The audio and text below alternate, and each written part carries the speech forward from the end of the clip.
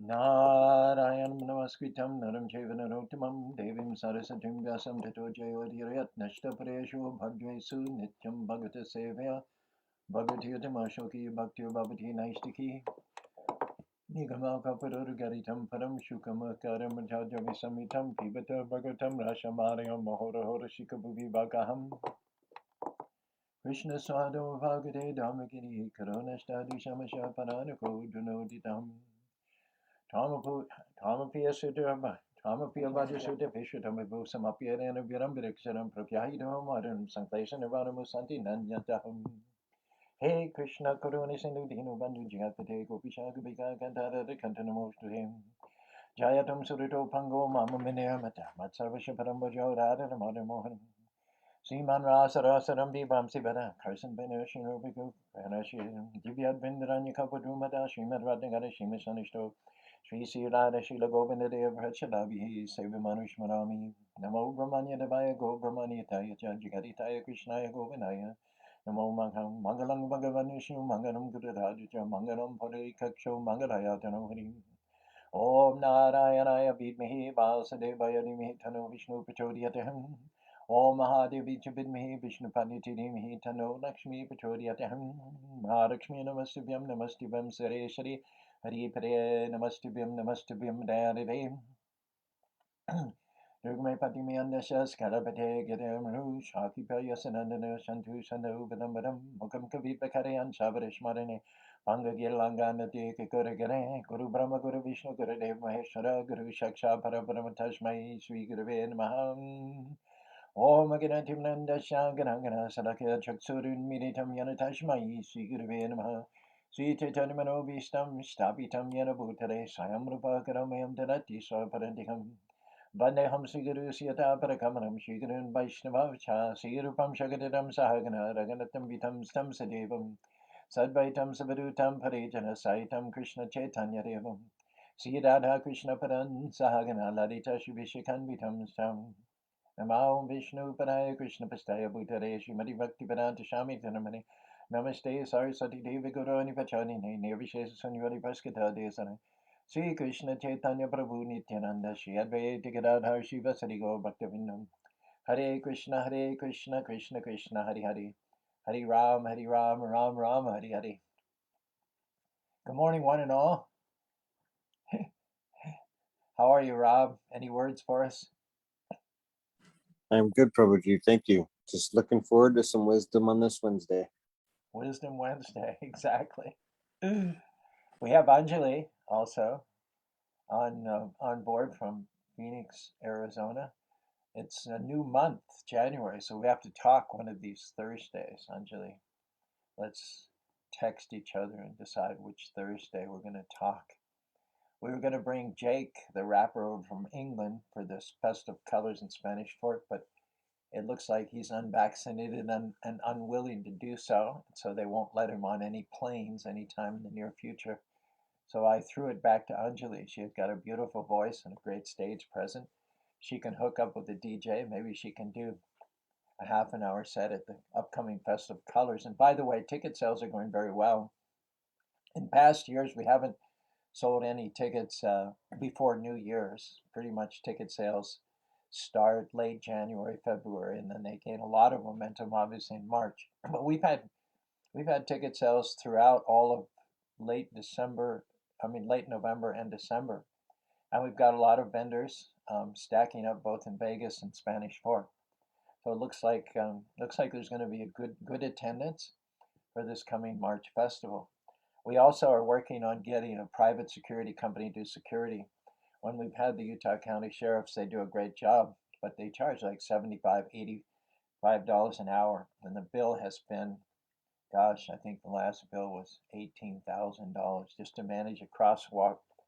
Um, so we're gonna reduce that by more than half by being able to go with a private security company. So we're really excited about saving perhaps as much as $10,000 and using that for a good purpose. And the purpose that we're thinking of is to provide more accommodation for devotees. A lot of our members from Los Angeles and the Bay Area, Chicago, New Jersey, they come to Utah in the winter for skiing vacations.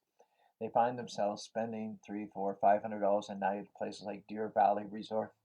And we think those same people would just as soon stay on site at the temple and make this their headquarters for not only their recreation, but there will also be opportunities for service and supporting the temple here. And so Vaibhavi is going to contact the building department, zoning department.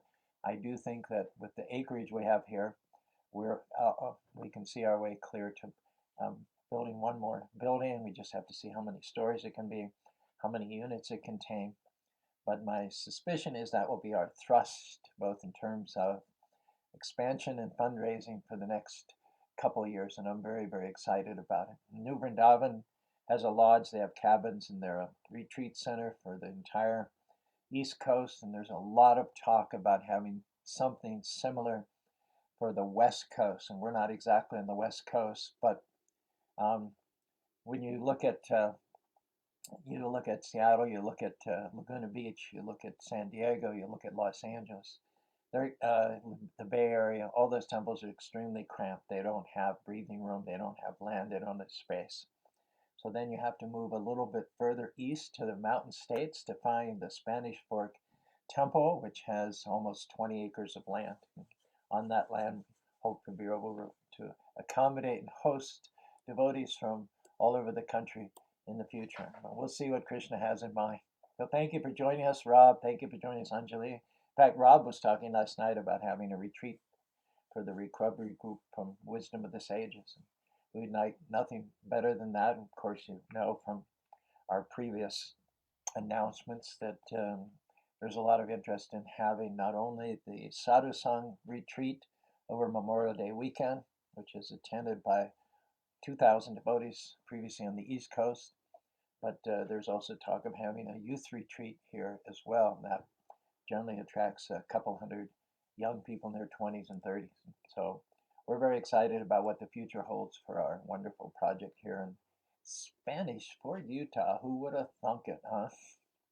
Good morning, Rakesh. All glories to Prabhupada. Sukshma checks in. We're not sure where she is. She was in Maine yesterday. Vaibhavi, Haribo. Vaibhavi's up doing, just finished Mangal Arti, doing the Abhishek for Gopal Krishna. Ram Kishore, Haribo from Minneapolis. Ram Kishore was our number 2 chanter during last weekend's Japathon. Our number 1 was Govinda Dev with 80 rounds, and Ram Kishore did 65 rounds. Technically speaking, he wasn't from Spanish Fork, but we bent the rules a little bit and added his totals to the Spanish Fork totals. And we certainly needed his help so we wouldn't look too thoroughly thrashed in the competition. What was it? The Spanish Fork Temple did 701 rounds with Ram Kishore's help, but the Salt Lake Temple did 960. So kudos to the winners. And the actual winners are everybody. There's no losers in the arena of chanting the holy names. Good morning, Brent. Brent chanted, I think, 32 rounds. He'd been chanting 16 for the last 3 weeks, so he bumped it up on the Japathon day. Anjali, again, thank you very much for joining us, one and all. Oh, ecstatic topic. We're back for the 4th part. 39th verse, 5th chapter, 1st canto, Srimad Bhagavatam. Imam Shah Nigamam Brahma Avetya Mad Anushtitam Adan Me Ganamashwaram Shashram Bhavam Nitkeshava.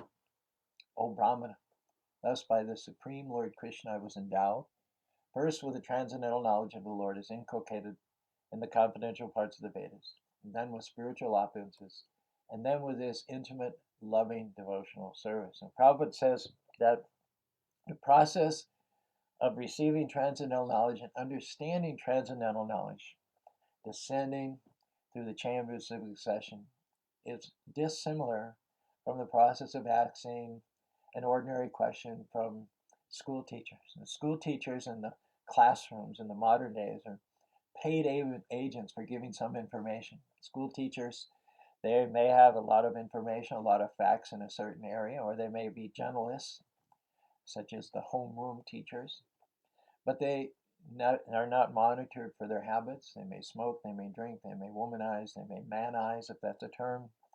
So you're not getting spiritual information from spiritually surcharged people, generally speaking. In the ancient days, samodamo tapasam jam shantiravira gyanam bhyagarmashanam brahma karmasharam, the qualities by which the Brahmins or the teachers worked were simplicity. That meant they did not ask of a set salary, nor did they ever go and strike because they weren't getting benefits or wages. Um, they simply taught because that was their nature. That was how they were anointed. They're intellectually superior. They girded themselves with, fortified themselves with knowledge from the scriptures. And when you hear from the lips of a practitioner, someone who's free from illicit sex, gambling, intoxication, and meeting, and over and above that, someone who has themselves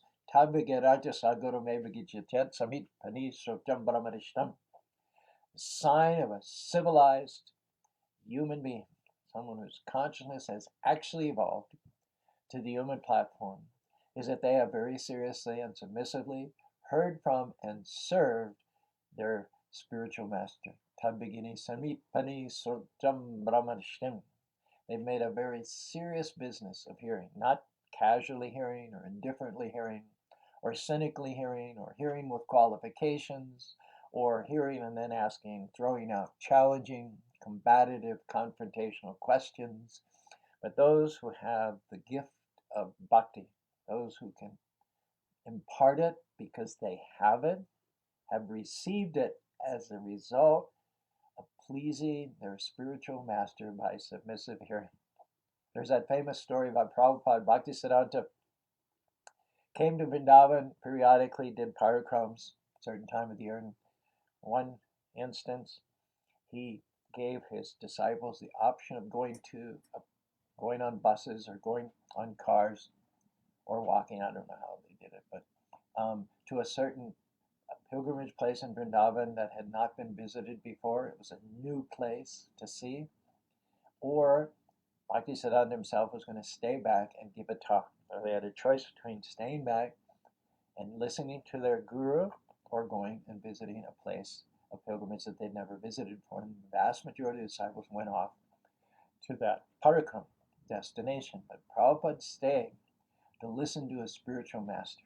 And at that time, Bhaktisiddhanta noted that he is very serious about hearing. He's very inquisitive and he's very serious about hearing. That meant that Prabhupada had pleased his spiritual master. Yasha debe yata bhaktir yata debe tata guru katati yata prakasante mahatma.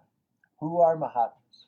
Who are those with clear, unclouded vision? Who are those who have no gaps or dark places or shadows in their knowledge? Who are those who are standing in the clear, shadowless light of the noonday sun? They are those who hear submissively, unchallengingly, unconfrontationally from their spiritual master and render service. So because Prabhupada was very serious about hearing, Bhaktisiddhanta noted that and blessed him that in the future he would do great, great service on behalf of Lord Chaitanya and the devotees in the bhakti tradition.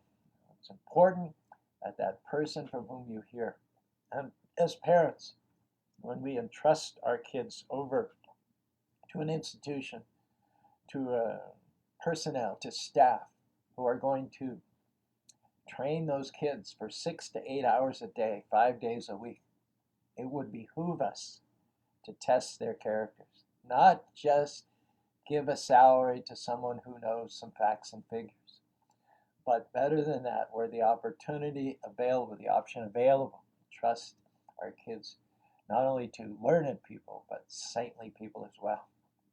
I remember once I was in Rishikesh walking in one of the back alleys, byways, came across an extraordinary sight.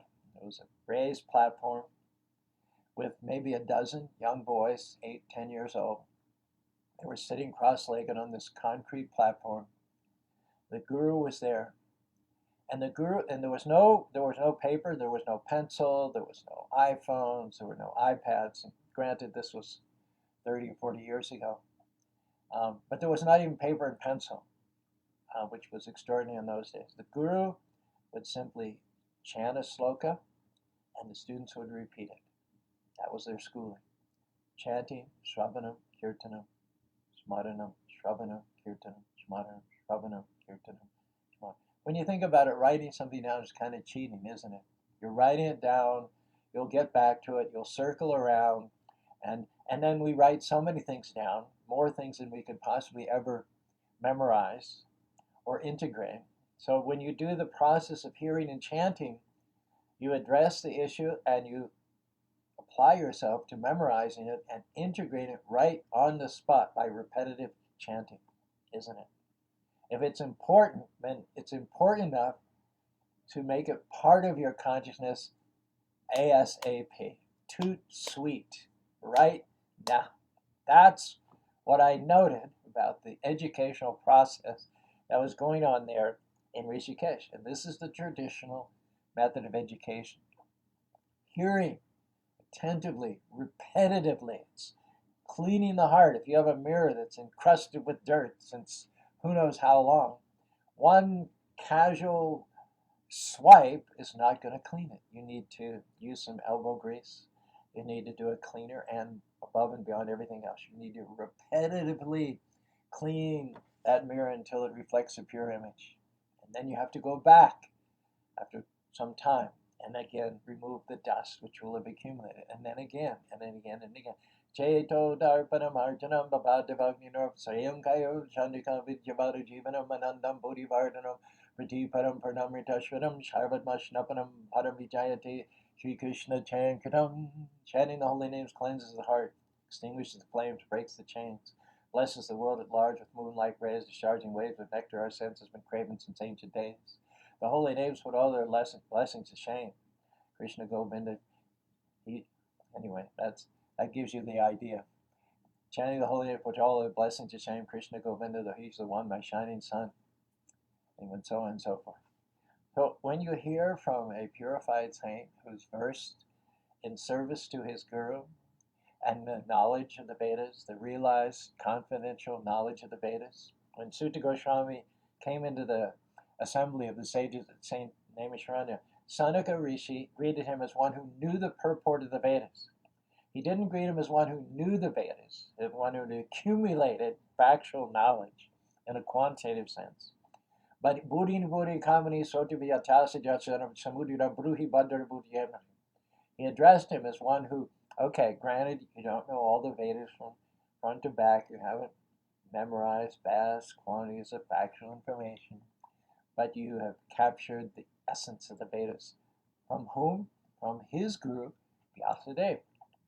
Buddhi Kamani Sotivya. That's what the sages were interested in, not long, windy, rambling, roaming discourses, but they wanted to get that pinpointed focus on the point, the goal, the essence of the Vedas, which is Bahnam Jamanamate Gyanavam Vasudeva Sarvam Samahatma Sudilabham. The fact that Krishna or Govinda or Vasudeva is the goal. He is the end destination of transcendental knowledge accumulated lifetime after lifetime after lifetime. So if you get the opportunity, you have the option of making the arrangement to put your children under the care of a realized, bona fide, authorized guru who carries the power of a civic succession, then by all means do that. Pitana sasyat janani shatyachat devimna shatyat namotyat yasam petrantam. One should not become a teacher. One should not become a guru. One should not become a parent unless one can save one's dependent from death. So education is not meant just to get some mundane skills and make a living. Education, eduque, the word actually means, e means out, and ducere from the Latin means to draw out. So education is not just to cram into the student's head a lot of information which will enable them to make a living, get an income, and maintain their family. Of course, that's wanted. But over and above that, education should enlighten one. Education should remove darkness and despair and negativity and low self-esteem and light one up with the enthusiasm and the expectation that after performing one's duties in this life, one will go back to home, back to Godhead.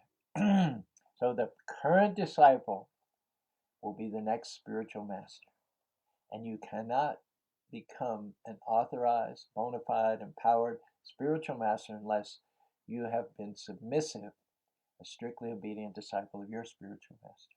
Brahma, the creator of the universe, as great a personality as he was, he submitted himself to the tutelage of the Supreme Personality of God in order to be equipped with the knowledge of not only how to engineer the universe, the practical, mechanical knowledge of jump-starting the universe and populating, but he also is the head of our disciplic succession.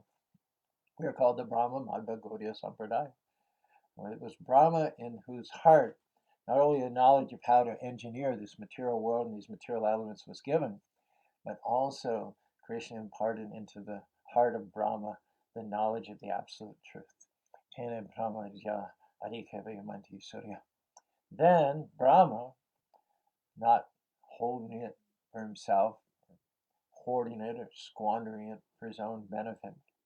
It says, Se pancha tattva midi pritipayasya purva brandana panche mide dute parikarashvarana. When Lord Chaitanya descended, Krishna, it is said, built a warehouse. When Krishna was here 5,300 years ago, he built a warehouse. And in that warehouse, he put on pallets units of love of God. He filled this warehouse to overflowing with love of God, but it remained locked. So when Krishna came again as Lord Chaitanya, 4,500 years later, Lord Chaitanya's business was to break the lock, get a crowbar, break the lock, throw the doors open, and then distribute. Without any, Krishna stated the qualifications for realizing him, and it's a very high standard. But after 4,500 years passed, nobody's reaching that standard. And the tendency of the age is to become more and more degraded. Things are going down a slippery slope. So Krishna becomes more and more unattainable as people become more and more less and less qualified, and the age becomes more and more degraded. So finally, Krishna just comes as Lord Chaitanya, throws all prerequisites out the window, and he just breaks open that warehouse, breaks the lock, throws the door open, and they start plundering and just distributing love of God. Patrapa vicharina, not considering the place, the circumstances, not considering whether someone's qualified or unqualified, but just open-handedly distributing love of God throughout the entire Kali Yuga, going here and there, chanting loudly with drums and distributing prasadam, organizing festivals. Hardly anybody can escape the net that Lord Chaitanya throws out. And everybody, pretty much, who has a set of ears and eyes, has the opportunity in Kali Yuga, because of Lord Chaitanya's Sankirtan movement, to take up the process of devotional service. There's no discrimination in terms of how it's distributed. The only limiting factor is how many people will actually take it.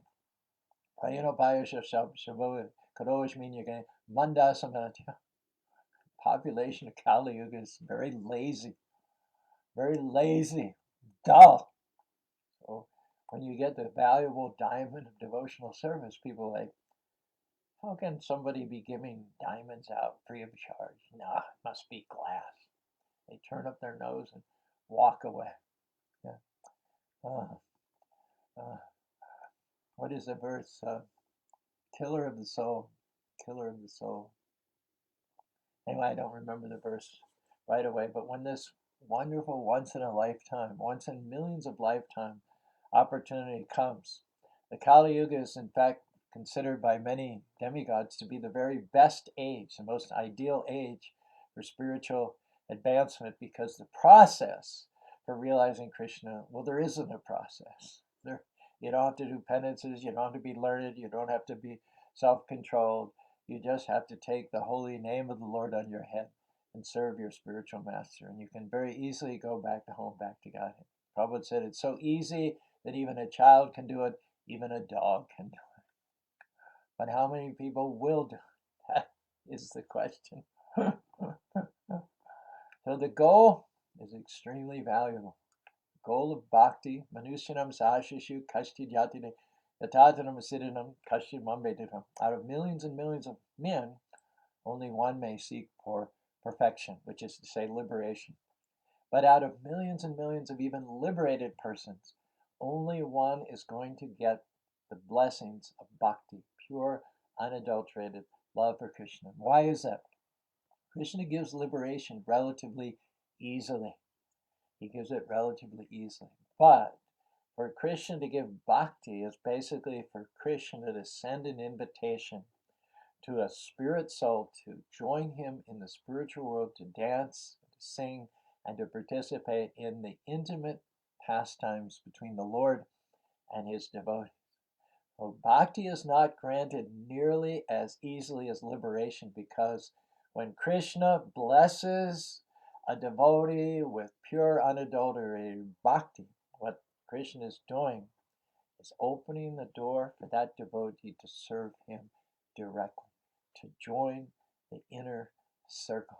Sukadeva Goswami alerts Maharaj Pariksha to the rare and valuable opportunity of bhakti. He said, quote, "Those engaged in getting the Lord's favor attain liberation from the Lord very easily, but he does not easily give the opportunity to render devotional service to him."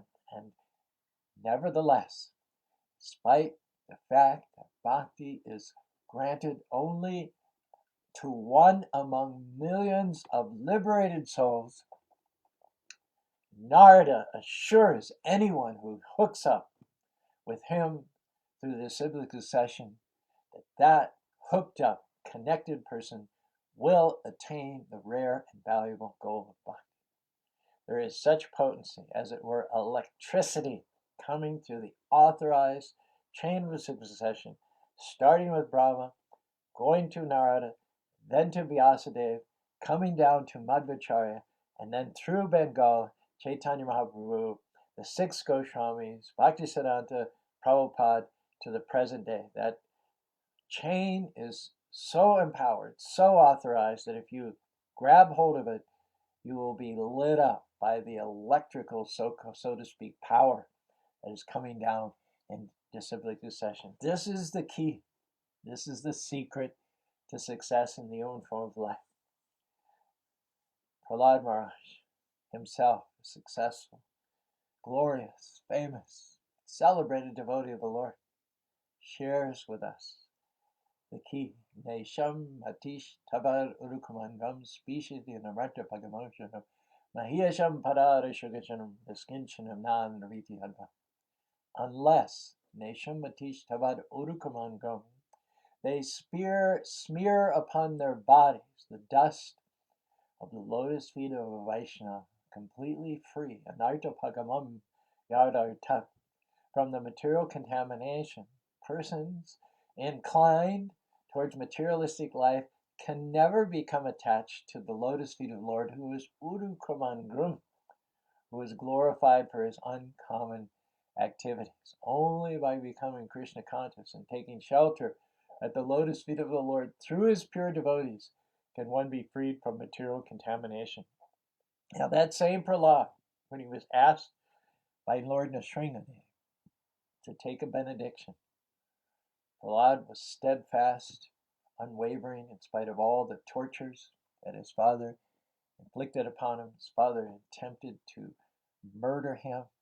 Prahlad simply, calmly, and mildly, inoffensively continued to chant Hare Krishna, Krishna Krishna, Hare Hare, Hare Ram, Ram Ram, Hare Hare. So for his steadfastness, after Hiranyakashipu was killed, Sringadev asked, "Please ask of me for some benediction, Prahlad." And Prahlad was recoiled and shocked.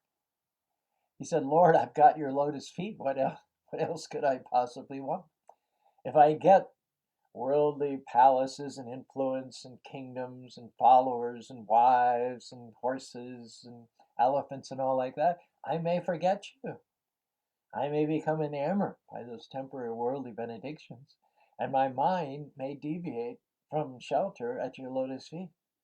So please don't ask me to take any worldly benedictions from you. I have only one duty, and that is to serve the lotus feet of my spiritual master, Narayana, who is responsible for saving. This is the 28th verse in the 9th chapter of the 7th canto of the Bhagavatam. From the lips of Prahlad Maharaj, Evam Janam Nipatitam Prabhati Kupe. Kupe means a well, a blind well in the jungle. If you're wandering, hiking off the path, and you come to, wells are often overgrown, and unwittingly you can walk across a well. You can put your foot on some overgrowth in a well and go through that and fall into the well. And if you're in a lonely part of the jungle, there's nobody around. You can call and call and call and call, and nobody will hear you. No one will come to your rescue. You're lost, you're separated, you're isolated, you're alone. So Prahlad Maharaj said, even though I was in the midst of family and friends and dynasties, my father was there, my mother was there, still, they were all materialists, and they were only concerned with satisfying their self-centered material desire. So I was in a well. Not only was I in a well, but when the family members are materialistic and motivated by envy and competition, they're driven by unlimited, unsatisfied greed, it's like not only being in a well, as if that wasn't bad enough, but it's a well full of snakes. Because I had fallen into a well full of snakes, following the general populace. But who should come along in that isolated, lonely part of the forest and extend a rope to me and pull me out of that well, but your servant, Narada Muni. He is the one who has lifted me up, and by his instructions, I have achieved this transcendental position where I don't want anything. I don't hanker after anything. I don't lament after of losing anything.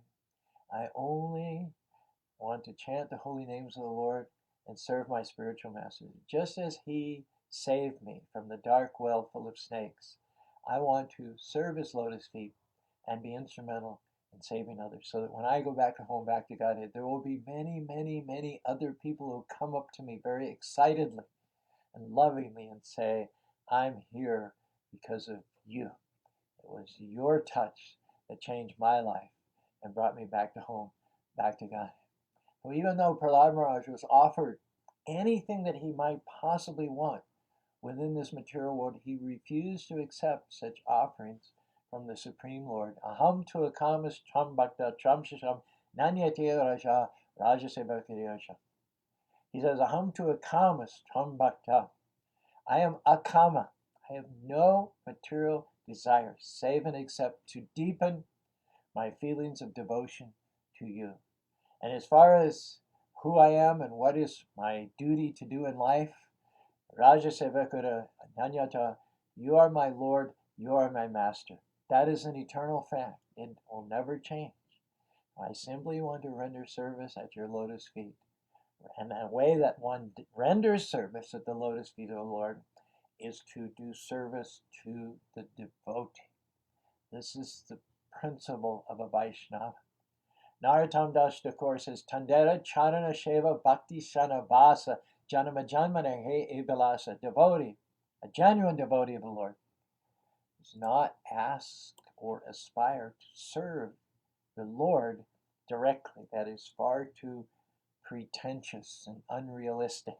We are not of such a caliber of purity that we can see the Lord face to face or render any sort of direct service to him. So Narottam Das Thakur's aspiration is not to render direct service to the Lord, but rather to render service to the servant of the servant of the servant of the servant. Gopi Bharta Parakamana Dasara Dasara. Krishna himself says in the Bhakti Rasa who one who claims to be my servant is not actually my servant, then who is actually the servant? That one who is a servant of my servant of my servant of my servant. Because one can only achieve the seed of devotional service from the spiritual master, from the Guru. It is the Guru who carries the mercy of Krishna. One doesn't get the mercy from Krishna directly. one gets Krishna's mercy through the agency of the spiritual master. And therefore, Kapilji, who was none other than Krishna himself, says in the fourth canto of the Srimad Bhagavatam, Vyaktam Atma Bhatamata Bhagavan Atma Bhavanam Shwanam Anugrahanam Siddhim Rupi Charatyaham Vyaktam Atma Bhatamatam Bhagavan Atma Bhavanam. So the Lord is always feeling compassion for the fallen conditioned souls who are suffering from forgetfulness of Him. What does He do about it? Shranam Anugrahavanam Siddham Rupichara. He travels the world, the length and breadth of the world. He crisscrosses the world, knocking on doors, going on Zoom, establishing temples, organizing festivals in the form of His self-realized devotees. Siddham Rupachara. The Lord is to be encountered. The Lord is to be served, not directly, but through the devotees who are canvassing on His behalf. Therefore, the devotees of Narayan or Krishna are as good as Narayan. But to say that the devotee is as good as Narayan is not to say, like the impersonalists or the Mayavadis, that he has become Narayan. The impersonalists or Mayavadis, the sannyasis, they address each other as Narayan.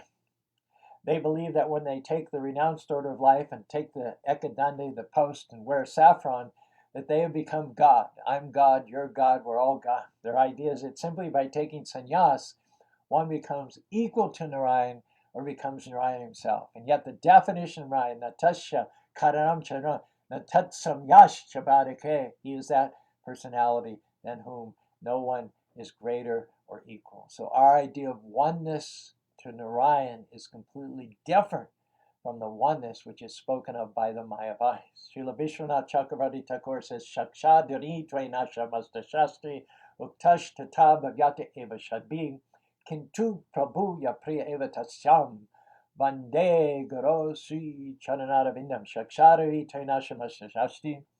The spiritual master is honored as much as the Supreme Lord because he is the most confidential servant of the Lord. This is not just Vishwanath Chakravarti's own speculation. It is acknowledged by all revealed scriptures and is followed by all authorities. Therefore, we offer Bande Gorosi Charanada Bindayam, our respectful obeisances 3 times a day to the lotus feet of our spiritual master, who is a bona fide representative of Surya. Now, according to our philosophy, a devotee is as good as Narayan, not by becoming Narayan, but by becoming the most confidential servant of Narayan. And such great confidential servants of the Lord act as spiritual masters for the benefit of people in general. And as such, a spiritual master is preaching the glories of Narayan should be accepted as Narayan and be given all respects due to him. This is the secret of success in spiritual life. Hare Krishna, Krishna Krishna, Hare Hare, Hare Rama, Rama Rama, Hare Hare. It's probably a good note to end on.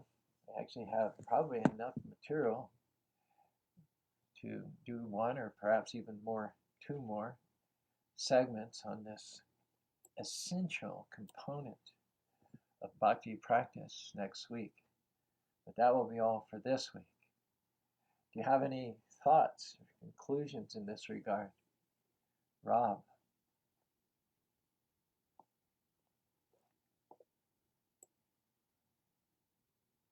Okay, let's read some of the comments.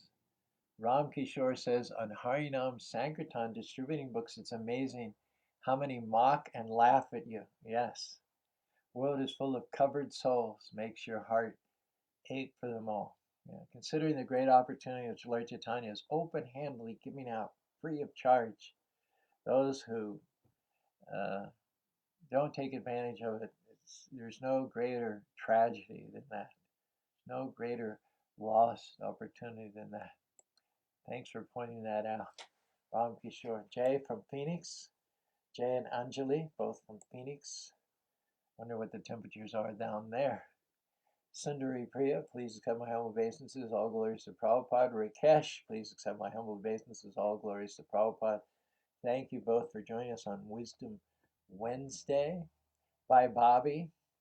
Thank you for joining from the Temple Room. From Minneapolis, again, Ram Kishore, Brent Spencer.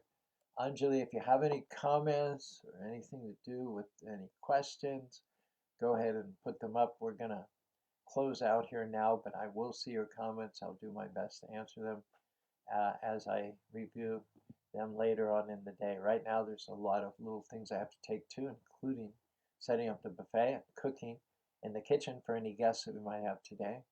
But I will circle around, read your comments, and answer any questions or support any valid conclusions that you've arrived at as a result of our discussion here today.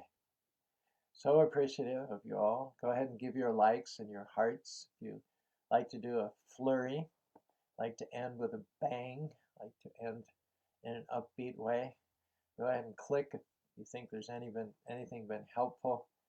Create some algorithmic activity here in Facebook as we take leave of you on this Wisdom Wednesday, and look forward to getting together with some of you out of state on the weekend through Zoom calls or Facebook Live, and then again being back next Monday for Motivational Monday. Hare Krishna, Krishna Krishna, Hare Hare, Hare Ram, Ram Ram, Hare Hare.